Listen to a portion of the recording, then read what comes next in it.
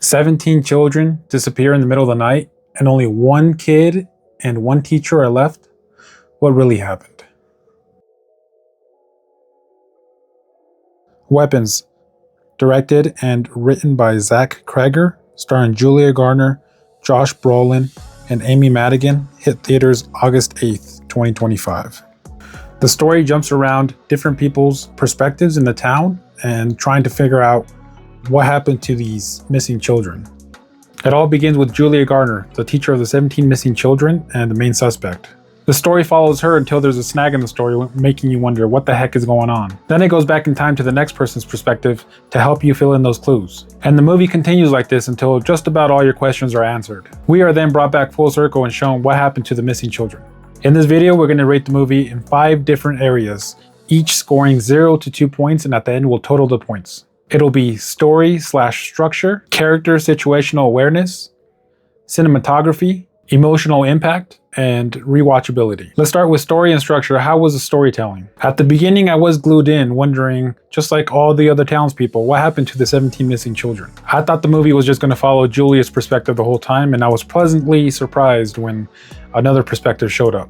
At first, I wasn't sure how I liked the perspective type of view, but then it started tying up loose ends, and I felt like it was a pretty good choice. It was towards the end when the story started losing me. The villain started acting like some supernatural power, such as Pennywise or something like that, so I was no longer locked in after they started doing that. It did not make sense how the villain was able to pop up wherever they wanted to and torture certain people that may or may not have known where the children were at. Without giving any spoilers, I would say the ending was pretty lackluster in the way of, not that I wanted more, but it should have ended in a different way. Overall, I'll give the storyline a 1 out of 2. Next up, character situational awareness. Will they act like if any of us were put in that same situation? Or were they acting like my last 2 brain cells when I haven't slept enough? We've all seen those movies where the characters pick the worst possible decision as if they were hit in the head with a bag of bricks, and this movie was no exception. Such as, at one point, Julia, the main suspect, ran into a gas station because she was being chased by an Asian guy with blood all over his face.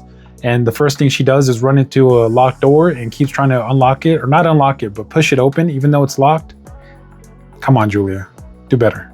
Then at another point, she goes up to a house to do a welfare check on her own, peeks in the window and sees people staring at her, falls back and makes so much noise, but just decides to peek again. Come on, Julia. I'm not just picking on Julia. She's not the only one with pretty bad situational awareness. There was multiple times where other characters acted just the same. I would say the character with the most situational awareness would probably be the one boy that didn't go missing in the whole classroom.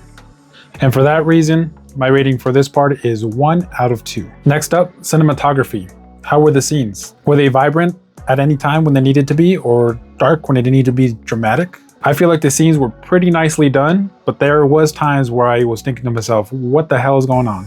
Such as at one point, the father of one of the missing children was having a dream, ran up to a house, and there was a huge gun just spinning on top of it. That to me made no sense, and it was never explained what was going on there. And then the villain kept popping up in certain places, people's dreams, in real life for people, when it didn't make sense at all. Her powers came from a certain object. She didn't have supernatural powers as far as I could see in the movie. So her popping up at random places just didn't feel right. I feel like a lot of the time she popped up was for a lack of jump scares. And of course, there was many good scenes as well, such as when the children were finally found by a certain someone. It was pretty eerie, but too bad the guy that found them acted like my last 2 brain cells. For cinematography, I'd give it an overall 1.5 out of 2. Emotional impact. This is more towards the viewer of the movie. Did the viewer, myself, have any emotional connection to the movie, or did I feel certain ways? Since it's a horror movie, did I feel scared at times? At first, like I said, I was locked in. I was wondering what the heck happened to the missing children. And I was blaming Julia as well, because how do you lose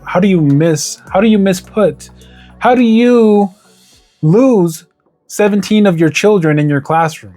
So of course, just like everyone else in the town, I was suspecting Julia to be the suspect, and I was thinking she had some part of it for sure. So of course I was locked in and had that emotional connection, I guess you could say, just like the other townspeople to the missing children. and hate towards Julia. As the movie went on, I started not being locked in anymore, so any emotional connection or anything else pretty much evaporated quite quickly, actually. Then when the villain started acting like Pennywise or some sort of Mike Myers, I was no longer glued to the screen at all. I did find myself laughing as well, so I guess the movie did have an emotional impact that way on me. The ending for sure had me laughing. The way they ended up treating the children that went missing, I guess you'd have to watch to understand, but laughable ending for sure. And not just me, the whole movie theater was laughing at quite a bit of parts from the movie, including the ending, which was quite hilarious, I guess, for a horror movie. And for that reason, I would rate emotional impact a 0.75 out of 2. Finally, rewatchability. Would I go back to the movies and watch it? No. Would I rent it or buy it? No. Would I get a streaming service to watch it? Hulu, Netflix, or something else? No. And would I watch it if someone else was watching it at their house or invited me over to go watch it? Probably not. And for that reason, I'll rate that part a 0 out of 2. And for my final score, I'd rate the movie a 4.25 out of 10. Even though Rotten Tomato rates it a 95% as of making this video, and I just don't see that. If you're a horror fan, I'd say watch it for its unique structure, at least once, I guess. Or if you're looking for a horror comedy, this is just right up your alley for sure. And if you've already seen it, did you love it? Or was a 95% from Rotten Tomatoes way off? Thanks for watching. Like and subscribe, or don't. And don't forget, this is my opinion and my opinion only.